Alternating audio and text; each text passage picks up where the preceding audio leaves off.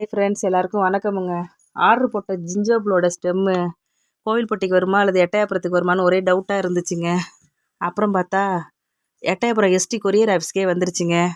அங்கேருந்து ஜிஞ்சோபிளோட ஸ்டெம்மை எடுத்துகிட்டு வந்து அடுத்த நாள் நடவு செய்யலான்னு வேலைக்கு 3 ஆளுக்கு சொல்லியாச்சுங்க.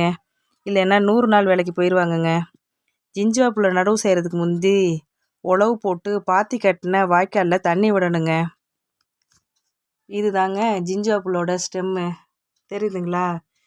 இந்த ஸ்டெம்மை 2 இல்லைன்னா 3 அப்படிங்கிற கணக்கில் எடுத்துக்கிட்டு நிலத்துல ஒரு கன்று இல்லைன்னா 2 கன்று மண்ணுக்குள்ளே இருக்கிற மாதிரி நடவு செய்யணுங்க.